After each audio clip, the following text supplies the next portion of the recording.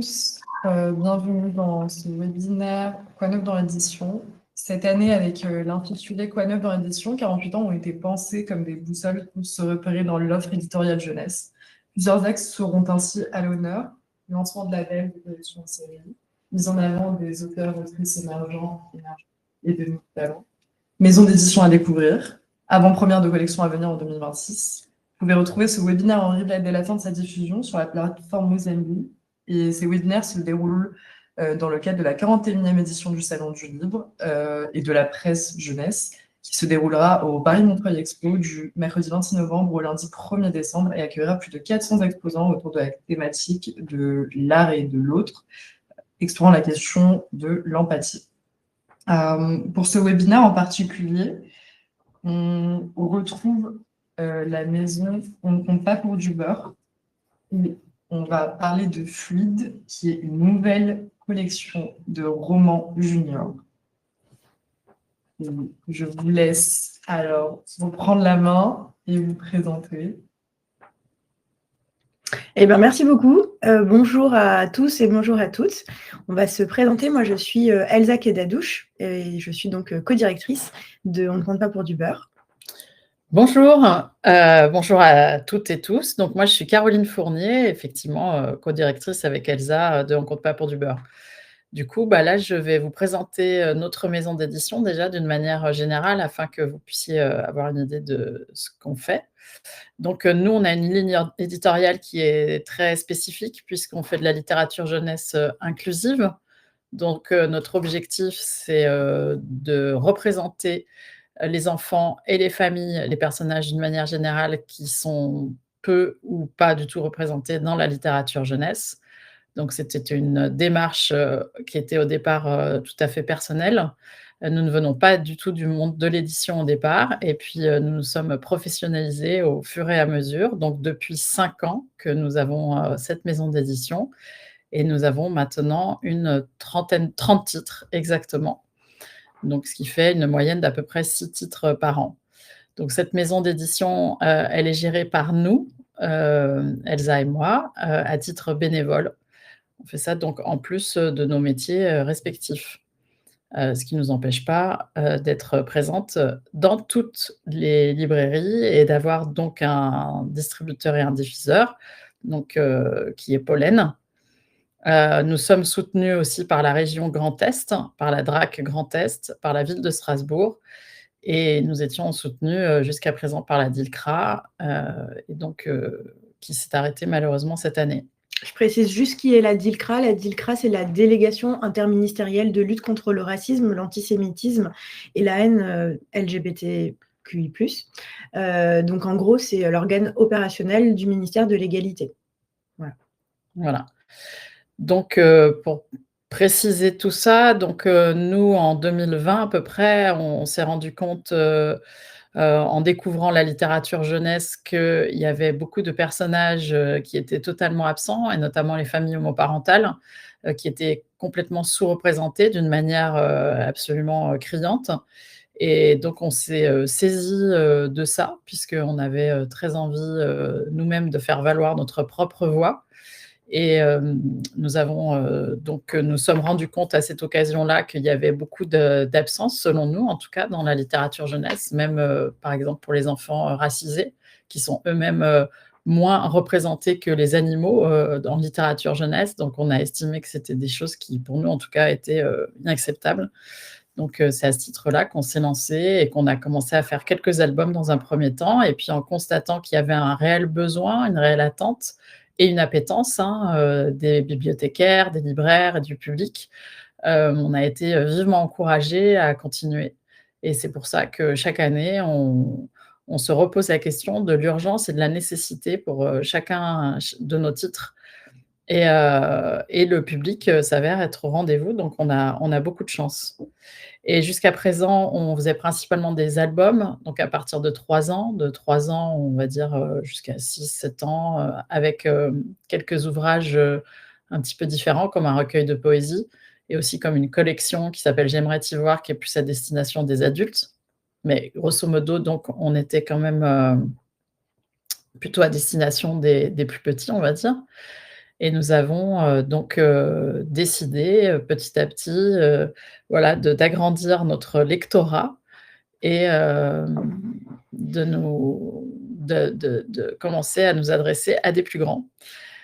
Donc c'est pour ça que nous avons ouvert sur une nouvelle collection qui s'appelle Fluide, qui s'adresse aux enfants à partir de 9 ans. On va dire qu'on est sur une tranche de 9-13 ans. Et donc c'est une collection de romans qu'on estime être avec des thèmes complètement variés, avec des romans qui sont très, très différents les uns des autres, des thématiques et des styles qui n'ont rien à voir les uns avec les autres, et pourtant avec un point commun très fort, en effet, qui est d'avoir comme un personnage principal LGBT. Mais dont ce n'est pas le sujet, puisque ça, c'est aussi quelque chose que j'ai oublié de vous dire auparavant, c'est que la caractéristique de notre ligne éditoriale, c'est que ces différences, on va dire, cette diversité, ne sont pas le sujet des livres, puisqu'on estime que tous les enfants et toutes les familles ont le droit et le besoin d'être représentés au-delà des discriminations qu'ils vivent, et de façon tout à fait simple dans leur quotidien. Et c'est d'ailleurs même le moteur de départ de notre maison d'édition, puisque les peu de représentations qu'il y avait à l'époque, elles étaient systématiquement sous l'angle de la problématique et de la pédagogie, de l'explication de ce que c'est. Par exemple, si on voit des enfants noirs, eh ben, c'est toujours dans un contexte où ils subissent du racisme. Et si on voit des familles homoparentales, il faut toujours expliquer ce que c'est qu'une famille homoparentale, ce qui nous paraissait extrêmement problématique de notre point de vue. Donc, c'est ce qu'on s'attache à ne pas faire, justement. Je précise que ce qu'on a trouvé problématique, c'était pas de le faire en soi, parce que évidemment que dénoncer les discriminations, c'est tout à fait nécessaire dans notre société et dans la littérature jeunesse. Ce qu'on a trouvé par contre impensable et vraiment très compliqué pour avancer sur le terrain de l'égalité, quelle que soit la discrimination, c'est de toujours en faire un sujet. Voilà.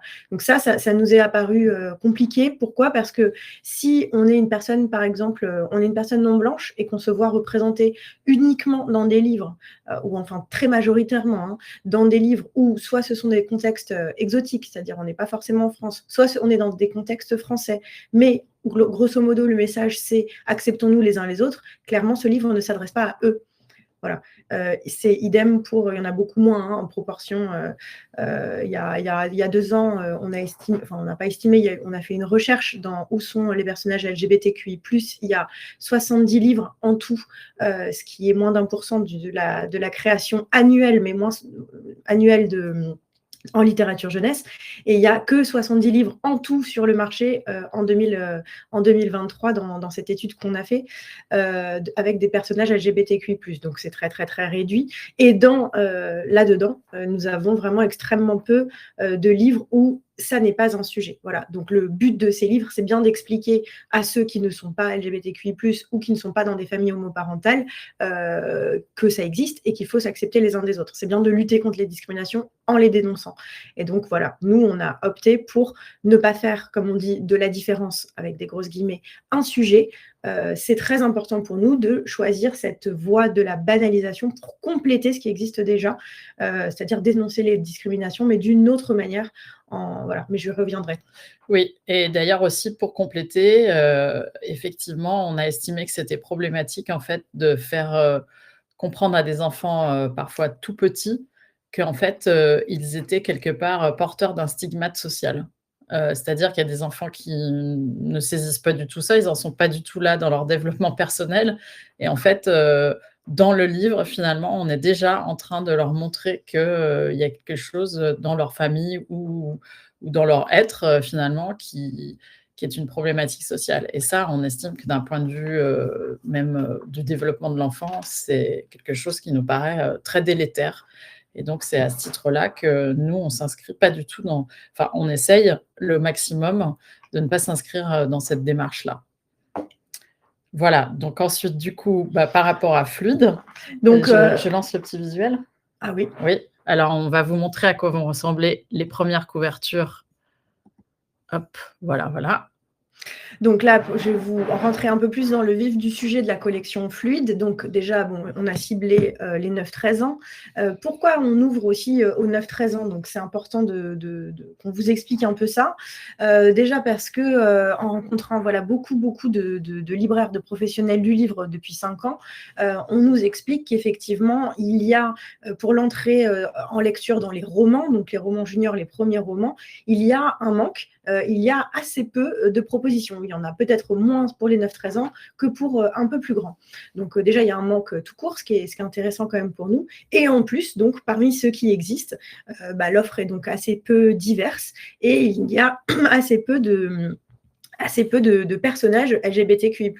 Donc, vous l'aurez compris, dans l'ensemble de ce qu'on fait depuis le début de notre aventure, on ne fait pas que des livres avec des personnages LGBTQI+, hein, c'est un de nos axes, mais on fait aussi des axes antisexistes ou antiracistes. Là, pour Fluide, cette fois, on se focus sur les personnages LGBTQI+. Donc, par ailleurs, vous pouvez voir à l'écran, on a des personnages qui sont non blancs, ça n'est pas forcément un sujet, mais en tout cas, ce n'est pas non plus l'axe de notre collection. On veut que le point commun entre tous ces livres, ce soit d'avoir, de façon très simple, avoir un personnage LGBT ou QI+, mais sans qu'il n'y ait deux sujets. Donc, on reste attaché à cette idée de la banalisation. L'enjeu pour nous sur la tranche d'âge des 9-13 ans, allié à la problématique LGBTQI+, c'est de décorréler aussi dans l'esprit des gens, parce qu'il y a quelque chose qui est dans notre société un peu compliqué et qui est aussi une problématique sémantique, qui est que dans le mot homosexualité, on a sexualité. Et donc, dans nos imaginaires, nous, notre société, les enfants, les adultes, etc., il y a toujours la notion de sexualité, donc la question sexuelle, qui est tout à fait reliée à la question homosexuelle. Sauf qu'il y a des personnes qui sont homosexuelles et asexuelles. Donc, en fait, les vécus des personnes LGBTQI+, ne sont aussi des vécus romantiques, ne sont pas que des vécus, évidemment, sexuels. C'est très réducteur de l'observer comme ça. Donc, l'idée aussi d'écrire une collection avec tout type de récits, des aventures, du quotidien, de la magie. Ça pourrait être, et on le fera, j'espère, un roman historique, un roman de fiction, de science-fiction, voilà. Donc, c'est très ouvert, voilà. Mais le point commun, on a au moins un personnage LGBTQI+, et ça n'est pas le sujet. Voilà. Donc, décorréler la question de la sexualité des personnages LGBTQI+, c'est un enjeu, et c'est un enjeu sur les 9-13 ans. Pourquoi ? Parce que 9-13 ans, c'est les prémices, les pré-prémices, j'ai envie de dire, de la sexualité qui peut entrer dans la vie des enfants en tant que question. Voilà. Nous, ça, on ne le représente pas. On représente des questions romantiques. Il peut y avoir une histoire d'amour dans nos livres, mais pas forcément. On peut aussi avoir un personnage, une petite fille qui a une petite amoureuse, mais ça n'est pas du tout le sujet. Il lui arrive plein d'aventures. Il se trouve que, voilà, il n'y a pas de sujet. Ça veut dire quoi, concrètement, dans nos livres ? Ça veut dire qu'il n'y a pas de situation homophobe, il n'y a pas de vécu transphobe, homophobe. On ne souhaite pas que ces discriminations soient représentées. Ça ne veut pas dire que les discriminations n'existent pas. Ça ne veut pas dire que ces personnages ne sont pas susceptibles de vivre une situation un jour homophobe, mais en tout cas, pas le temps de notre histoire, pas le temps de ce livre. Voilà. Et ça, c'est très important pour nous. Pourquoi ? Parce que on peut aussi penser à des personnes que si ce sont des enfants concernés, eh bien, si le peu de représentation qu'ils auraient d'eux-mêmes ou d'eux-mêmes en projection est toujours associé à un vécu difficile, parce que difficile le coming out, parce que difficile le regard des autres, le harcèlement, etc., on peut s'imaginer, grosso modo, que c'est toujours, qu'il y a toujours quelque chose de dangereux à l'être, à le dire. Voilà. Or, ce ne sont pas les vécus de tous les enfants, et c'est bien de pouvoir se projeter dans des imaginaires qui soient positifs, joyeux, qu'en tout cas, le fait d'être une personne LGBTQI+, peut être autre chose qu'un vécu difficile. Voilà. Et qu'on peut aussi avoir droit d'être représenté et de vivre tout en étant un personnage avec une aventure fantastique et géniale, voilà, une histoire d'amitié, d'aventure, et de vivre autre chose, en tout cas d'avoir des problématiques et des enjeux, puisque évidemment dans une histoire, un roman, il y a toujours un enjeu, mais que cet enjeu soit à un autre endroit que celui de la question de la discrimination par rapport à ce vécu. Voilà, et puis c'est intéressant parce que cette année au LCLPJ, c'est le thème de l'autre et de l'empathie, et que c'est assez fort pour nous que ce soit ce thème là cette année, parce que voilà, on a vraiment envie d'avoir, nous, de représenter des personnages qui respirent en fait, donc sans qu'il y ait cette problématique associée de la difficulté d'être soi quand on est entre grosses guillemets donc différent. Voilà. Et parce que j'aimerais quand même dire que c'est quelque chose qui est évident pour nous, mais on va le partager, que reconnaître quelque chose, quand on n'est pas forcément concerné, parce qu'évidemment qu'une majorité d'enfants de 9 à 13 ans ne seront pas LGBTQI+, c'est important quand même, par situation d'empathie, de comprendre qu'on est dans un monde où il y a des autres qui ne nous ressemblent pas et qu'on va croiser et qui existent, et que c'est tout à fait possible d'exister avec eux sans qu'ils soient associés à quelque chose de difficile à vivre. Oui, et ce qu'il faut dire aussi sur cette collection fluide, c'est que donc nous avons décidé de la faire s'écrire par donc des autrices, en l'occurrence pour l'instant nous avons 4 autrices là qu'on vous présente. Aussi bien des autrices qui sont déjà chevronnées, on va dire, qui sont déjà parfaitement reconnues dans le milieu de la littérature jeunesse, comme Anne Loyer et Sophie Adriensen. Et aussi, ça permet aussi d'être un tremplin pour des autrices peut-être plus juniors, on va dire, comme Esther Horry, puisque donc les deux premiers romans qui vont sortir et qui seront déjà présents là au SLPJ, ce sera Duo gagnant, donc de Anne Loyer, et c'est donc une histoire autour d'un radio-crochet, donc d'un concours de chant, donc qui va être l'occasion d'une rencontre amoureuse entre deux petits garçons. Mais c'est vrai et c'est un roman à 2 voix, et c'est vrai que finalement le suspense est aussi monté par le fait qu'on a le point de vue de l'un puis le point de vue de l'autre qui s'alternent en systématique. Donc ça permet de voir, déjà ça permet aux enfants d'entendre un peu 2 voix différentes, 2 points de vue différents. Donc déjà d'un point de vue de l'histoire, d'un point de vue de la narration, c'est intéressant pour eux, ça. Et puis ensuite, effectivement, c'est l'histoire d'une rencontre autour d'un enjeu qui est celui du chant. Donc c'est une histoire très tendre, avec une autre petite fille aussi qui participe avec eux à ce chant. Et donc c'est vraiment l'endroit où la question de l'amour et du fait de tomber amoureux, effectivement, en effet, est complètement décorrélée de la question de la sexualité, puisque c'est bien avant, évidemment, d'entrer dans la sexualité, on rentre dans l'amour romantique, hein, et ça peut commencer assez tôt. Et donc, de façon très simple et sans aucun stigmate et sans du tout que ça puisse être problématique. Et ça permet effectivement aux enfants de pouvoir se projeter d'une manière saine dans des rapports amoureux, quels qu'ils soient finalement. Et donc, le deuxième roman qui sera présent aussi au SLPJ, c'est Féroce de Esther Horry.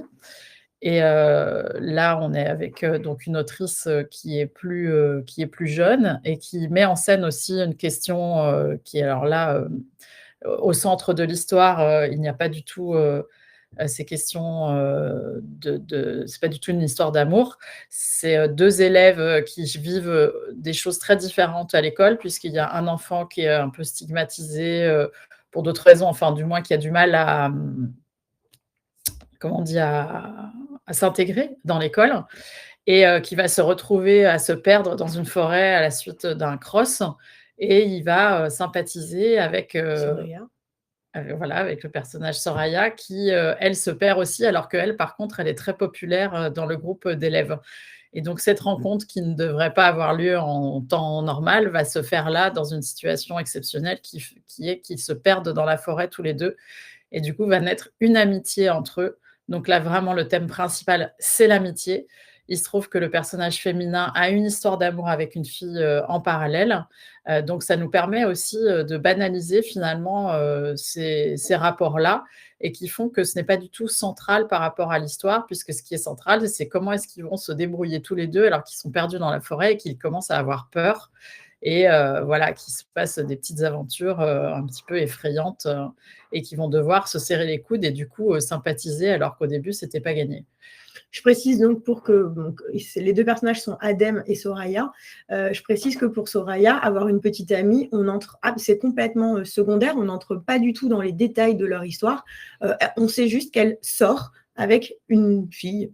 Point. Et il se trouve qu'en plus, cette fille, qui est assez populaire elle aussi, n'est pas forcément une fille très agréable. Et on comprend que Soraya, en réalité, elle a aussi des vues sur une autre fille un peu plus discrète, un peu plus sympathique. Et que voilà, ayant forte de son histoire et de ses peurs traversées en forêt avec son compagnon, son camarade Adem, elle va finalement changer d'optique et voilà, se détourner d'une relation pas forcément bonne pour elle vers une autre. Et il se trouve que cette relation est avec une fille, mais c'est pas du tout un sujet. On pourrait totalement remplacer cette fille par un garçon voilà. Donc c'est vraiment l'idée et ça peut étonner, mais évidemment nous, en tant que personne concernée, on a vraiment très envie de croire qu'il est possible d'avoir une petite amie sans qu'il y ait de sujet. On sait que ce n'est pas forcément le réel et que c'est très rare, mais c'est très important pour nous que ces imaginaires existent parce qu'on croit vraiment que que par la littérature, on peut aussi faire advenir la société dont on rêve. Oui, c'est même notre point de départ, c'est-à-dire que la fiction construit le monde, hein, et c'est un aller-retour permanent entre l'être humain est ainsi, un aller-retour permanent entre les récits et le réel. Et nous, c'est aussi par ces récits-là qu'on a envie de construire, voilà, un monde qui nous paraît plus inclusif et plus juste pour tout le monde. Donc, Duo Gagnant et Féroce sortiront en janvier. Ils seront tous les 2 en avant-première au SLPJ. Voilà. Tout à fait. Et donc les 2 romans d'après, qui sont donc Du jour au lendemain de Sophie Adriansson et Les nuits de ma vie de Feriel Gay. Oui, tu voulais dire quelque chose? Non. Oui, j'allais dire oui, pardon, qui sortent en mars. Voilà. Et donc du coup, là, on est aussi sur des thématiques qui sont complètement différentes. Donc Du jour au lendemain, c'est une proposition très originale puisqu'il s'agit d'une adaptation complètement librement inspirée de Orlando, de Virginia Woolf. Donc là, l'idée, c'est que c'est un jeune homme alors ça se passe dans l'univers du sport, du basket. C'est un jeune homme qui joue dans une équipe de filles, auquel il arrive aussi des aventures complètement liées au sport. Et un jour, ce jeune homme se réveille et il se trouve qu'il est, comme par magie, une jeune fille.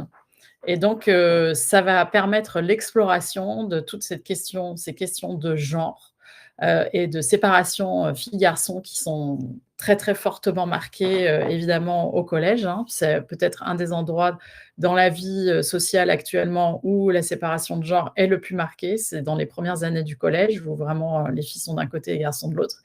Et là, il se trouve que c'est un personnage, du coup, qui va, de fait, par une opération un peu magique, qui s'arrive comme ça, qui ne sera jamais expliquée, hein. C'est comme un peu une sorte de science-fiction. Comme dans Virginia Woolf comme dans Orlando, ouais. Et donc, mais ça va permettre à ce personnage-là, dans ce cadre-là, scolaire, justement, d'explorer tous les préjugés sexistes et préjugés autour du genre qui ont bien cours au collège. Donc, c'est une proposition très originale qui est là. Et dans Les nuits de ma vie, donc là, on est sur une petite fille noire, donc, qui se retrouve être la seule blanche dans un collège. Et alors là, pour le coup, il se trouve qu'elle est élevée par une femme blanche, c'est-à-dire qu'elle est métisse, en fait, et que son père n'est pas là. Et pour le coup, du coup, il y a quand même un petit décalage entre elle, ce qu'elle ressent à l'école et comment elle vit les choses, et sa mère, qui est blanche, donc du coup, qui peut-être ressent moins ce qu'elle vit à l'école. Et elle va faire une rencontre avec une autre jeune fille noire qui arrive comme ça, comme la nouvelle à l'école. Et ça va lui permettre d'explorer tout un tas tout un tas de vécus identitaires qui vont lui faire beaucoup de bien dans sa vie. Et il se trouve qu'en parallèle de ça, elle a un univers, elle fait des rêves très intenses dans lequel il y a une aventure qui se joue aussi en parallèle. Et donc ça permet, au lecteur, à la lectrice, voilà, de vivre, un peu 2 aventures en parallèle. Une aventure dans un rêve, donc une aventure complètement imaginaire, pas du tout réaliste, et une aventure, on va dire beaucoup plus réaliste au sein d'une école, d'une rencontre entre 2 jeunes filles, et qui va permettre d'explorer, tout un tas de choses, identitaires, avec un mariage, avec, tout un tas d'éléments qui vont être très festifs, très joyeux et qui permettent d'avoir un récit aussi très enlevé, très sympathique, dans lequel, beaucoup de jeunes filles vont se retrouver représentées, puisque c'est quand même un des manques, principaux dans la littérature, aujourd'hui. C'est vraiment de représenter, des enfants noirs, dans ce qu'ils ont aussi de culturellement, qui leur appartiennent à eux. C'est-à-dire que nous, on ne souhaite pas non plus effacer, les identités et ce qu'elles ont de spécifique. Au contraire, on souhaite les valoriser, de façon, joyeuse et incarnée, portées par des voix aussi, qui on le souhaite en tout cas au maximum, sont concernées par ce qu'elles racontent. Voilà, et ensuite, on travaille actuellement pour la suite de l'aventure fluide, qui sortira aussi dans l'année 2026. On va travailler avec une autrice qui s'appelle Caroline Guyenne. Et alors là, ça s'appelle, pour l'instant, le titre provisoire, c'est le Bureau des apparitions magiques, le BAM. Donc on est vraiment dans quelque chose de magique, avec des sorcières. Donc une sorcière qui dirige le Bureau des apparitions magiques et son assistante Malika. Et toutes les deux, il se trouve que cette directrice est mariée à une femme, mais évidemment, ça n'est pas un sujet. Et toutes les deux, elles interviennent lorsque, dans la vie des apprentis sorciers, sorcières, apparaît leur animal, parce que chaque sorcier-sorcière dans ce monde-là a un animal magique qui apparaît et qui est associé et qui va l'accompagner toute leur vie. Et donc, quand il y a des bugs ou des dysfonctionnements dans la rencontre entre l'enfant apprenti sorcier et l'animal, eh bien, elles interviennent. Voilà. Donc, on est dans quelque chose de très fantastique, de très drôle aussi, avec plein de situations. Donc, à chaque fois, c'est plein de petites aventures. C'est plutôt tout. Enfin voilà, c'est plutôt plein d'épisodes avec des situations très différentes. Et donc, à chaque fois, on rencontre des enfants différents, des familles différentes. Donc là aussi, des diversités, avec des guillemets, qui sont représentées sans qu'il n'y ait de sujet. On est vraiment dans quelque chose d'un univers très, très magique. Et on va travailler également avec Léa Dautrevaux, qui, donc, elle, travaille sur le thème du harcèlement scolaire. Donc là, on est vraiment au collège, dans des situations quotidiennes, avec un personnage qui se fait harceler, mais qui, évidemment, va trouver des moyens de s'en sortir et de régler ses questions. C'est assez habile dans la manière de traiter ce sujet important, qui est la question du harcèlement au collège. Enfin, on a une traduction aussi. On travaille sur un roman qui est paru aux États-Unis qui s'appelle Too Bright to See en anglais, de Kyle Lukoff, qui a reçu quelques prix, qui a été distingué aux États-Unis pour son écriture et pour son... Donc ça parle en fait du deuil. On est avec un enfant qui vit avec sa mère et il vivait probablement avec un oncle qui était là et cet oncle est décédé. Donc on est sur le thème du deuil, mais à travers cet oncle qui le hante beaucoup, donc le deuil avec la question du fantôme qui est présente, et bien il va un peu mieux rencontrer en fait qui était son oncle, puisqu'il va essayer de continuer à savoir qui il était à travers son fantôme et les signes qui semblent lui parvenir. Et il va aussi avoir, puisqu'il va grandir avec ce deuil, il va aussi avoir un meilleur accès à lui-même. Et il se trouve qu'on comprend qu'il s'agit d'une personne trans. Donc là, voilà, on est sur la représentation d'un personnage trans et sa quête d'identité à travers cette question du deuil. Voilà, donc ça, c'est ce qui est en travail actuellement, assez avancé quand même, et puis on continue de recevoir des textes et on continue de chercher des auteurs, autrices pour travailler avec. Voilà, et j'ai oublié de dire, Too Bright to See, c'est une traduction de Julie Loison-Charles. Voilà, donc on est aussi ouverte à la question de la traduction, évidemment. Voilà. Et voilà, ce que je voulais aussi vous dire, parce qu'on a complètement oublié de le préciser, c'est que les illustrations sont de Anna Griot, qui est une illustratrice qu'on adore et avec qui on a fait plusieurs projets. Donc les couvertures sont en couleur et à l'intérieur, il y aura des illustrations, 4-5 illustrations par roman qui seront, elles, en noir et blanc. Les romans font entre 80 000 et 120 000 120 000 signes. Sauf la traduction où on Qui est plus approche, grosse, ouais. qui sera un peu plus importante, on approche les 300 000 signes. Mais voilà. Et donc, toute cette collection de romans, bien entendu, il faut aussi que ce soit clair et qu'on le dise, ne nous arrête pas du tout de continuer à sortir des albums. Par ailleurs, on a plein d'autres projets.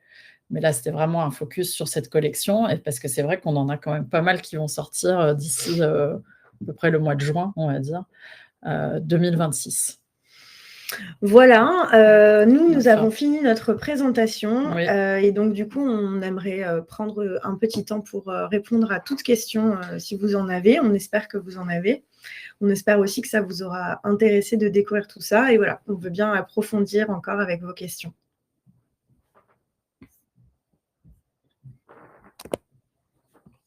Alors, on découvre les... Pardon, on était en plein écran. Nous découvrons...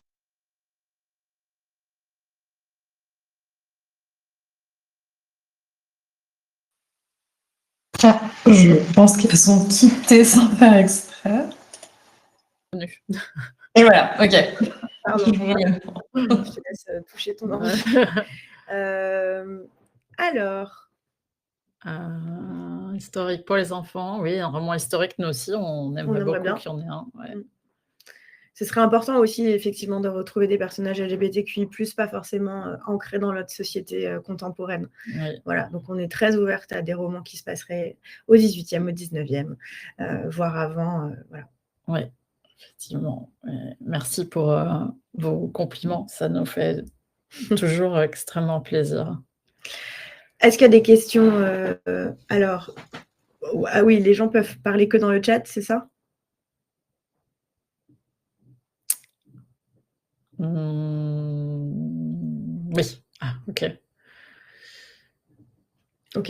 Qu'est-ce qu'on pourrait ajouter? On va attendre un instant qu'il y ait des questions, parce que non, souvent il y a des questions. Écrire le nom du roman en cours de traduction. Oui. Écrire. Tu peux l'écrire, ouais. Oui, parce que je parle peut-être pas bien anglais. Too bright to see. Moi qui parle très bien anglais. Voilà. Too bright to see. Trop brillant pour le voir. Donc le titre français n'est pas encore trouvé. Voilà. Et c'est de Kyle, K-Y-L-E, Lukoff, L-U-K-O-2-F.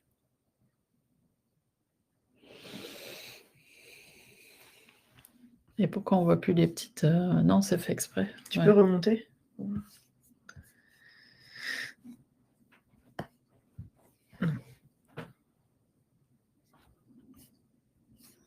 Non, mais on a surmonté au max, là. Ah, ok.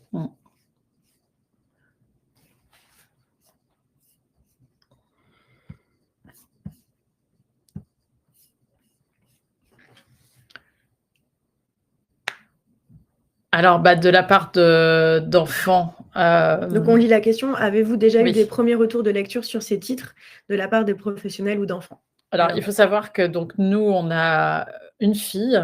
Ensemble. Voilà. Et c'est aussi pour ça qu'on a monté cette maison d'édition. Donc, c'est un projet quand même très familial. Et notre fille lit absolument tout ce qu'on fait. Et notre fille a 11 ans et demi, donc voilà. Elle est complètement notre cible. Et Voilà. d'ailleurs, c'est peut-être, mais pas sûr, pour ça qu'on a fait cette collection, pour qu'elle ne cesse pas de lire ce qu'on produit, et qu'on produise aussi des choses pour elle. Et c'est même elle, des fois, qui tranche. S'il y a un désaccord entre Elsa et moi sur un sujet, c'est elle qui va trancher pour nous, en tout cas. Donc, elle est toujours un peu au cœur des décisions, ce qui paraît être la moindre des choses, on estime, pour une maison d'édition jeunesse. Donc voilà, et elle a évidemment, du coup, elle est au collège, elle est entourée d'amis, et c'est important pour nous d'avoir un petit réseau d'enfants de son âge, enfin en tout cas au collège, un peu plus petit, un peu plus grand, qui puissent être nos premiers lecteurs, lectrices Donc oui, on se fait relire. Et ensuite, de la part de professionnels, du coup, nous, on travaille en équipe avec des stagiaires. Et il se trouve que ces stagiaires font des études d'édition, parfois de graphisme. Et comme ça fait 5 ans qu'on a régulièrement des stagiaires, les stagiaires, depuis le début, veulent toutes continuer d'être en lien avec nous. Et ça, c'est heureux. Et donc, on profite effectivement, pour celles qui ont envie, de continuer de leur partager les productions en cours et pour avoir leur regard, leur retour. Et voilà, c'est très important pour nous parce qu'évidemment, c'est des gens plus jeunes que nous et c'est important d'avoir leur regard. Voilà. Et puis après, on a un cercle amical aussi plus ou moins professionnel autour, soit vraiment professionnel de l'édition, soit dans la création, puisque moi, je viens du monde du théâtre plutôt. Donc, je travaille plutôt dans les métiers administratifs du théâtre et Caroline travaille plutôt du côté du cinéma. Voilà, donc ça, c'est nos 2 arts qui sont un peu… et donc… ça nous aide en tout cas d'être évidemment reliés à des personnes artistes ou autrices pour avancer. D'autres collections pour d'autres tranches d'âge. Du coup, une tranche d'âge adolescente, du coup, j'imagine que c'était ça que sous-entendait la question.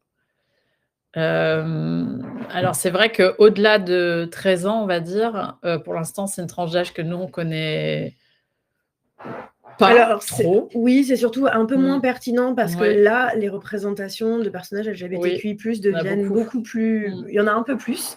Donc, c'est pas notre… C'est vrai que nous, on part toujours, que ce soit pour une collection ou pour un livre tout seul, de la question de la nécessité du manque. Quel est le plus grand manque de représentation? Et c'est vrai ça n'est pas le plus grand manque de représentation pour… les un peu plus grands. Mais bon, une fois qu'on aura fait plus de choses, peut-être qu'on y reviendra. La question qu'on se pose régulièrement, c'est la question des 0-3 ans. On aimerait bien faire des tout cartons. Le problème pour l'instant, c'est que ça coûte extrêmement cher en impression et qu'on n'arrive pas de façon financière à se projeter dans un projet comme ça. Voilà. C'est difficile de lancer quelque chose parce qu'on n'est pas complètement assuré évidemment, mais on n'est pas… Pour l'instant, on commence à savoir faire certaines choses, notamment sur de l'album illustré. On ne sait pas faire autre chose. Proposer une fluide, c'est-à-dire une collection de romans juniors, c'est moins risqué financièrement que de proposer du tout carton 0-3 ans, en termes de coût d'impression en tout cas. Voilà. En revanche, ce qu'on va aussi commencer à explorer, c'est l'album documentaire. Ça, c'est quelque chose aussi qu'on a envie de faire, qu'on n'a pas encore fait. Donc, on est en train de travailler sur un album documentaire pour l'automne 2026. Donc voilà, ce sera une première pour nous de se lancer dans quelque chose de plus explicatif pour le coup.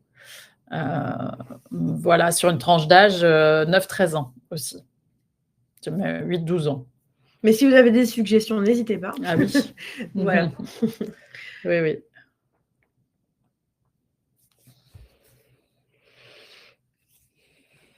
Est-ce que vous auriez d'autres questions? Est-ce que vous avez envie qu'on aille plus loin sur un sujet déjà évoqué?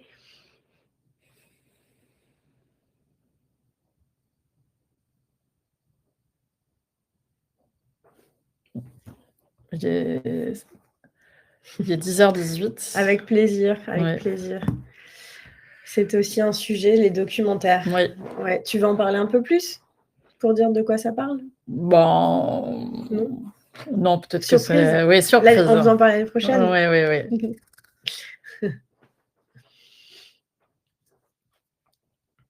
L'année prochaine, il sera sur le salon. Oui. Donc, on pourra en parler. Ouais.